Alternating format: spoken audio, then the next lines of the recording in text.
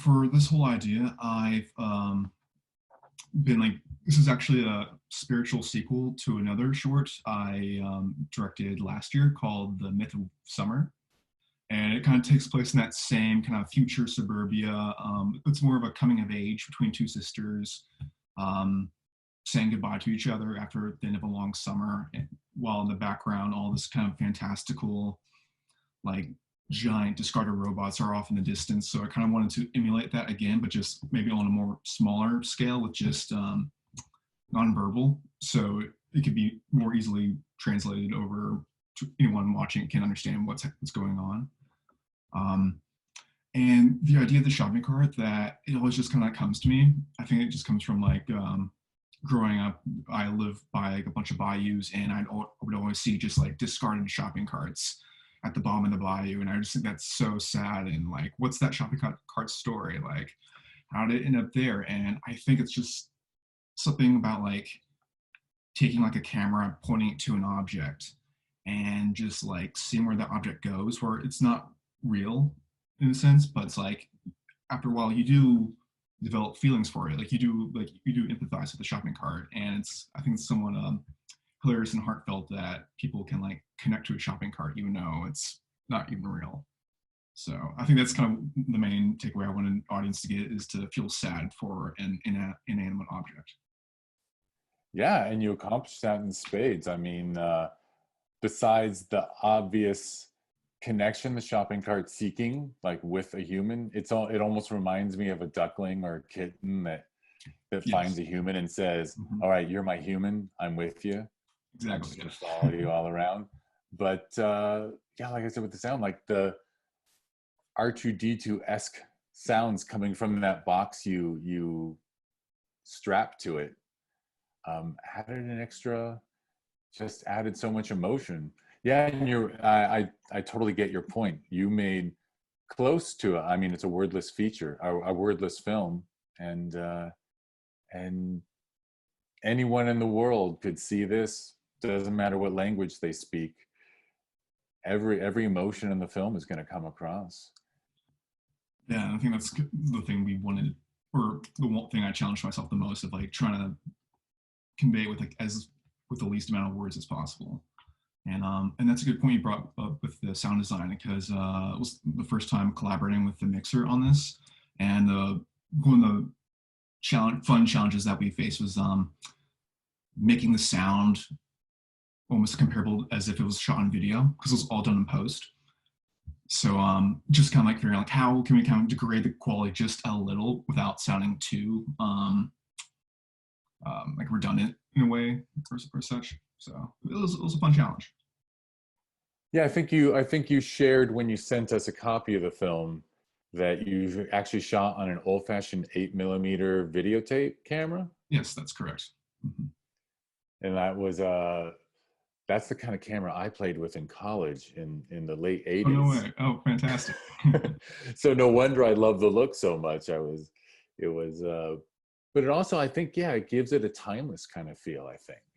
Yeah, just like shooting with that type of camera, it's already a time capsule. You're just kind of like pointing it there, because like once you shoot with that quality, it already evokes like an emotion, like a feeling of remembrance for like that type of footage. Like it's an old home movie that you found randomly, put it in, and it's, for some reason on this tape, it's a story of this strange but endearing story of a shopping cart and this young lady like going off on an adventure. So I think, yeah, I wanted to like evoke that, going back to a time long past.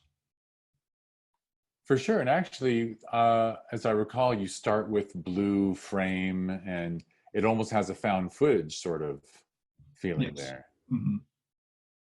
Yeah, excellent. Well, here's one of the, I'll pretend there's a question from the audience. Okay. And, Yes, do. and a big question, yeah, from this audience of one is, so why did you choose to have her run away? Why did she run away from the cart at the end there? Um, yeah, because I think it goes down to she's already dealing with a bunch of issues of just like self-consciousness of like dealing with her own father, and then when she's like trying to fix a shopping cart and like the boys are laughing at her, she just her main instinct is to run away. So she runs away from the shopping cart, even though the shopping cart is there to love her, unlike her own family. She just, that's her own response every single time, is to just run away from any problem that she's facing. And it's only after the shopping cart is struck and dead that she realizes, oh, wait, maybe this is not the answer or the response I should give. Maybe I should confront my feelings head on. And so effective, boy. Yeah, I mean, two super effective moments in the film is, of course, when she and the cart are looking at the discarded cart.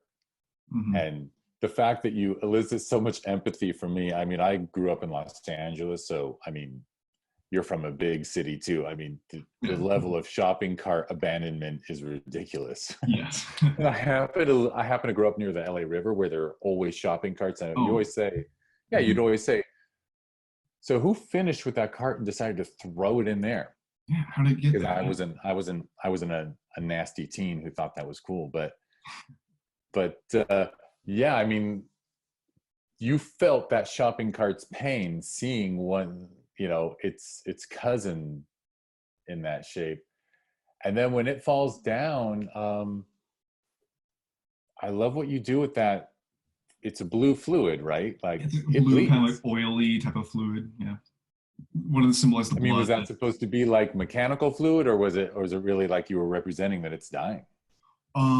Yeah, like a bit of both. Yeah, like it's dead. It's all its contents, everything that kind of made it human in a way, it has now been spilled out onto the concrete, and it's now on her. It's the blood that's on now on her hands. That showing that actions have consequences. It's your feelings. Fantastic. And in a way, I guess this was a learning experience for her. I guess you're having, because she's coming from obviously a troubled situation in the beginning, so she's going to go back into that situation having learned something from her Yes. Exactly. Anthropomorphic pal. Mm-hmm. I do love that the basketball players see it too, so we know it's not just all in her head. Yeah, and fun fact about the basketball players, it's actually me and the cart operator who are the players, because there's only a crew of 3, including the actress on it. So it's just a very run and gun type of production, just like wandering out into the neighborhood, shooting from the hip type of feel. So we're like, hey. All right, so you open yourself up to it. Give me the technical answers. I'm sure people would have, in a theater full of people would be saying, okay, did you tie a rope to her?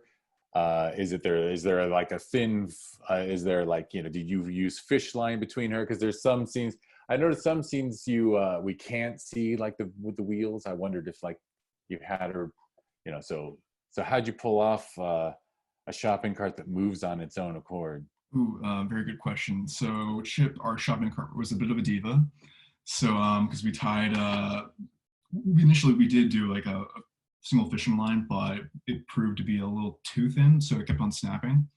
So then we kind of doubled the fishing line and doubled the length as well. And for some scenes, like when she's off in the distance, we did have 2 lines of shopping carts kind of like taped discreetly to her back. So when she's wandering, it's following her. But we also wanted some scenes for the shopping cart to be in front of her. So it's not like, oh, they didn't do a fishing line. So we wanted to kind of have multiple kind of practical effects of like how we did things. So we one of the other things we did was we taped a broom handle to the base of the shopping cart, and our cart operator just kind of squatted in, just kind of like waddled with the cart as she was also walking. I just kind of framed it in a way where you wouldn't practically see that. So, right, so it was just being pushed off screen. Yes. Mm-hmm. Excellent.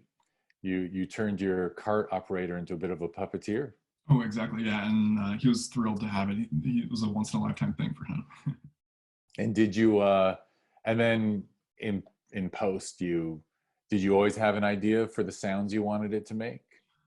In post, a little, yeah, just very simple like R2D2 like sounds like you said before, and yeah, just collaborating with the our post sound mixer was another fun thrill as well. Just like because we're always like coming out with no, it should sound like, because we would like send each other like voice recordings like it should sound like this, do do do do do, and then we just kind of send out like those little messages back and forth of like how it should sound. But yeah, so it was a little fun little thing we did back and forth. We should be really proud. This is it came out wonderfully. I think it shows a lot of talent and a lot of skill. You know, it just when a film festival has a category called experimental, it's we're hoping for this kind of film. You know, we're hoping for the, you know, we're hoping for the film where, you know, it's not here's the first 5 pages of my feature or something like that. You know, it's you just really went for some artistic expression and achieved it. So bravo, the audience would be clapping for you. Well, thank you. I try to keep these to about 15 minutes. So I was going to ask you if is there anything else you'd like to mention or? Yeah, let me see. I have my notes right here. I'm just trying to see what else. Any fun facts.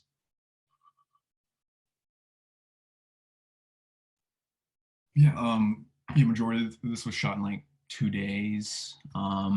The actress was actually my sister, and the cart operator was actually my cousin as well. So it's a whole family production. It's a family. Yeah, yeah. Well, do you want to? I mean, I guess people would have seen their names in the credits if they watched. But if they looked away, you can give them shout outs if you want.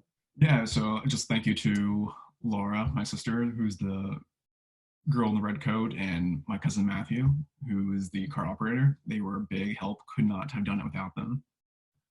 Yeah, and she gives a great performance.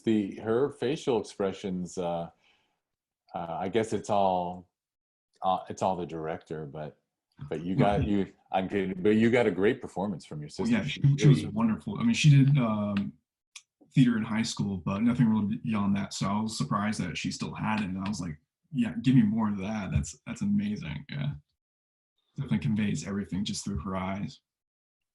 Fantastic. Yeah, I mean, yeah, I mean, I think it's actually that's the kind of challenge a lot of actors love. You know, a wordless part, and she did great. Everything you guys just made a great film together. So congratulations. I guess I want to see the first one was The Myth of Summer. Myth of Summer, that's correct. All right. Well, I guess that was shot more in a traditional narrative format. All right. Well, now you've got me wanting to see that. So when maybe I'll email you in December and say, hey, send me a copy. But oh, for sure, if you want. Obviously, there's no free time during the virtual festival we're trying to pull off here during a pandemic. Well, so congratulations again, and it was a pleasure to talk to you. Pleasure talking. All right. We can keep chatting, but I'm going to hit stop.